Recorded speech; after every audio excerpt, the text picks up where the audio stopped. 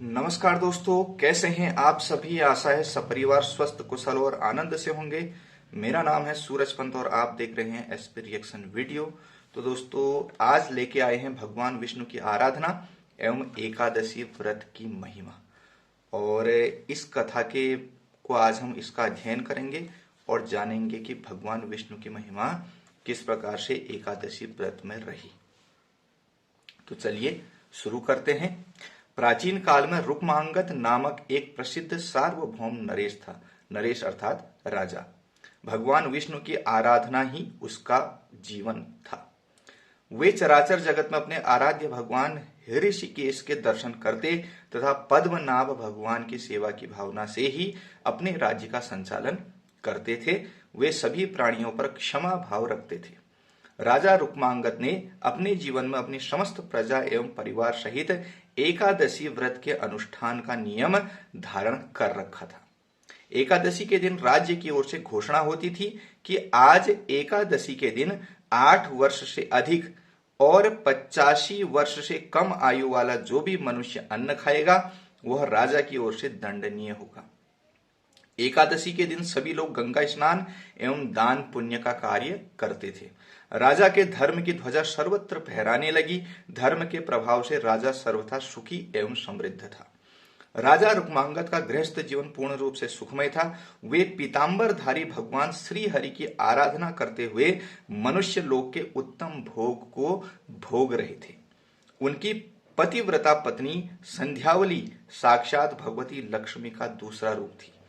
वह सभी दृष्टि से पति का सुख संपादन करने में अद्वितीय थी, अर्थात उसके जैसा कोई नहीं था। पति का सुखी रानी संध्यावली का जीवन था। पति की सेवा वह अपने हाथों से करती थी। उनका पुत्र धर्मांगद गुणों में अपने पिता के अनुरूप ही था। उसकी भी बुद्धि भगवान श्री हरि के चरणों में लग गई। वह अपने पिता और माता पिता दोनों का आज्ञाकारी था। उसमें राज्य संचालन की पूर्ण योग्यता थी तथा मदिरा एवं जुआ आदि का कोई भी दुर्व्यसन उस धर्मांगद में नहीं था। वह भी प्रजा पालन एवं प्रजा की रक्षा में सदा तत्पर रहता था। राजा रुक्मांगद ने अपने पुत्र धर्मांगद के गुणों से प्रसन्न होकर राज्य संचालन का भार उसके कंधों पर देना आरंभ कर दिया।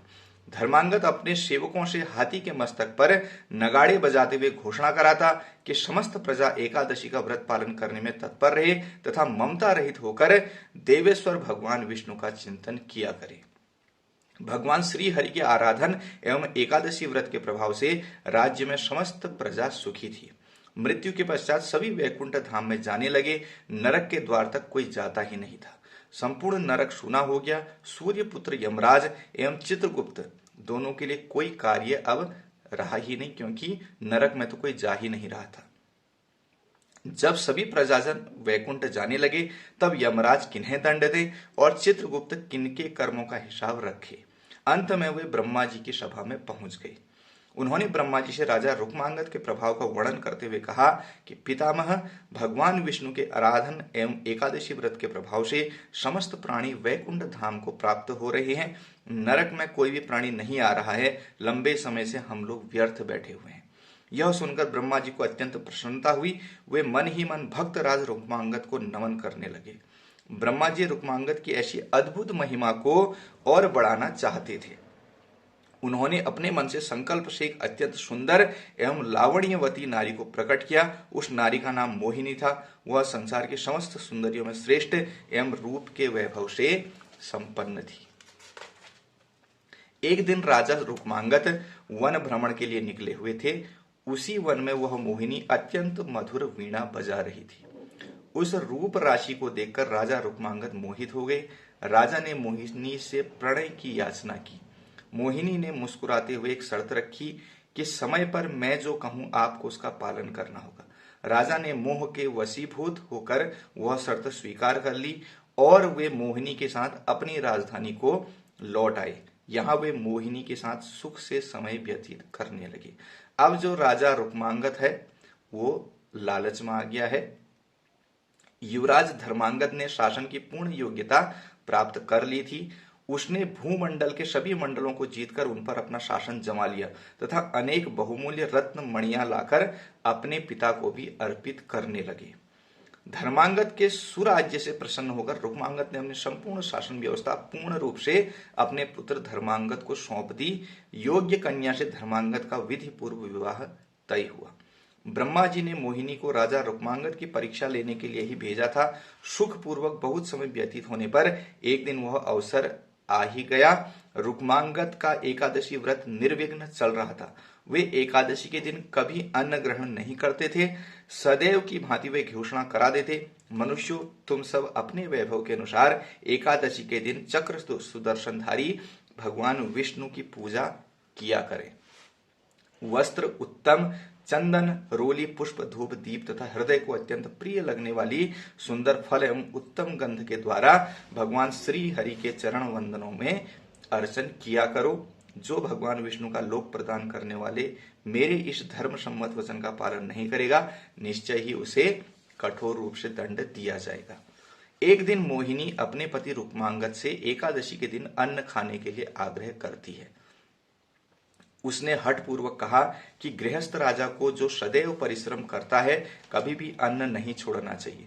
राजा ने मोहिनी को बहुत समझाया। उन्होंने शास्त्रों का प्रमाण देकर बताया कि एकादशी के दिन जो अन्न खाता है वह पाप का भागी और नरकगामी होता है। किंतु मोहिनी अपने हठ पर अब अटल रही। राजा ने उसे अनेक प्रलोभन भी दिए, परंतु मोहिनी पर उन बातों का कोई प्रभाव नहीं पड़ा, क्योंकि उसको तो ब्रह्मा जी ने भेजा था। मोहिनी राजा को विवाह के समय की हुई अपनी शर्त की स्मृति कराती है कि जो मैं कहूंगी उसे आपको पालन करना होगा, अन्यथा आप असत्यवादी हो जाएंगे और सत्य का त्याग करने से आपको पाप का भागी होना पड़ेगा।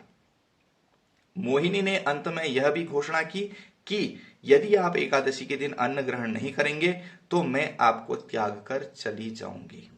अब इमोशनल अत्याचार होने लग गया है।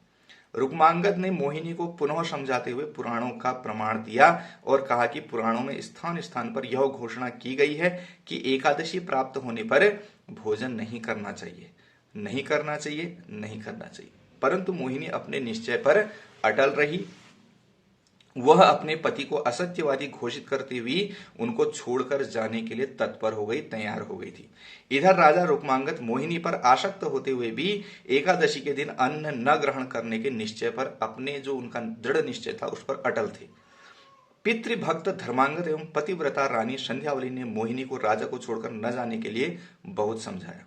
रानी संध्यावली ने अत्यंत मधुर वाणी में मोहिनी से कहा, जो नारी सदा अपने पति की आज्ञा का पालन करती है उसे सावित्री के समान अक्षय तथा निर्मल लोक प्राप्त होते हैं।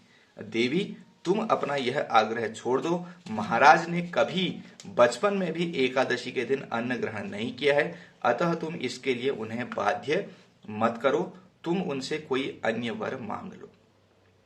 देवी, जो वचन से और शपथ दोष से पति को विवश करने, उनसे न करने योग्य कार्य करा लेती है, वह पाप परायणा नारी नरक में निवास करती है, ऐसा मोहिनी को समझाया जा रहा है। वह भयंकर नरक से निकलने के पश्चात 12 जन्मों तक सुकरी की योनि में जन्म लेती है, तत्पश्चात चांडाली होती है सुंदरी। इस प्रकार पाप का परिणाम जानकर मैं तुम्हें सखी भाव से मना किया है। धर्म की इच्छा रखने वाले को, मनुष्य को उचित है कि वह शत्रु को भी अच्छी बुद्धि, उचित परामर्श देता है, फिर तुम तो अपनी हो। सुंदरी, जिस पत्नी के पति उसके व्यवहार से दुखी होते हैं, वह समृद्धशालिनी हो तो भी उस पापिनी की अधोगति ही कही गई है। वह 70 युगों तक पूय नामक नरक में पड़ी रहती है। तत्पश्चात 7 जन्मों तक छछुंदर होती है, तदंतर काक योनि में जन्म लेती है, फिर क्रमशः श्रृगाली, गोधा और गाय होकर शुद्ध होती है। स्त्रियों के लिए एकमात्र पति के सिवा संसार में दूसरा कौन देवता है। इतनी अच्छी बातें सुनने पर भी मोहिनी की बुद्धि शुद्ध नहीं हुई। उसकी भावी उसके सिर पर नाच रही थी। जगत को अच्छी शिक्षा मिलने वाली थी, मोहिनी की दुर्दशा होनी ही थी। रानी संध्यावली की बातें सुनकर दुष्ट हृदया मोहिनी ने अपनी एक नई शर्त रख दी। राजा रुक्मांगद अपने हाथों से अपने पुत्र धर्मांगद का सिर काटकर भेंट करें अथवा एकादशी के दिन अन्न ग्रहण करें, तभी उनके सत्य की रक्षा हो सकती है। परम गुणवान आज्ञाकारी पुत्र धर्मांगद ने अपने पिता के सत्य की रक्षा के लिए अपना सिर देना सहर्ष स्वीकार कर लिया। पति परायणा रानी संध्यावली ने अपने हृदय को कठोर करके अपने पति के सत्य की रक्षा के लिए अपने लाडले होनहार पुत्र का बलिदान होना भी स्वीकार कर लिया। राजा रुक्मांगद मोहिनी की नई श्रुत सुनकर अर्ध मूर्छित होने लगे, यानी आधा बेहोश होने लगे। मूर्ख मोहिनी को अपनी भावी दुर्दशा का किंचित मात्र भी विचार नहीं था। वह अपने पति के बहुत समझाने एवं अनुनय विनय करने पर भी कुछ ध्यान न देकर अपने हठ पर अड़ी रही। अंत में धर्मांगद एवं रानी संध्यावली ने महाराज रुक्मांगद से प्रार्थना करके उन्हें सत्य की रक्षा के लिए राजी कर लिया। सत्य की महिमा विलक्षण है। राजा रुक्मांगद हाथ में तलवार लेकर धर्मांगद का सिर काटने के लिए तैयार हो गए। धर्मांगद ने भक्ति पूर्वक माता पिता के चरणों में सिर टेक कर प्रणाम किया और भगवान विष्णु के ध्यान में मग्न होकर तलवार की धार के सामने अपना सिर धरणी पर रख दिया। कृपालु भगवान विष्णु राजा रुक्मांगद रानी संध्यावली एवं धर्मांगद का धैर्य देख रहे थे। अपनी दिव्य दृष्टि से चमचमाती तलवार ज्यों ही धर्मांगद के सिर को छूने वाली थी, त्यों ही भगवान श्री हरि ने प्रकट होकर राजा जो रुक्मांगद है उनका हाथ पकड़ लिया। यह अद्भुत दृश्य को देवगण भी देख रहे थे।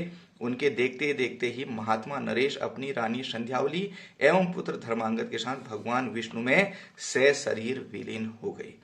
क्रूर हृदया मोहिनी भी यह दृश्य देख रही थी। राजा के पुरोहित वसु से यह सब देखा नहीं गया। उनके संकल्प से दुष्टा मोहिनी वहीं भस्म हो गई और राख की ढेर हो गई। तो दोस्तों, ये थी एकादशी व्रत की महिमा की कहानी और ये कहानी यहीं पे समाप्त होती है।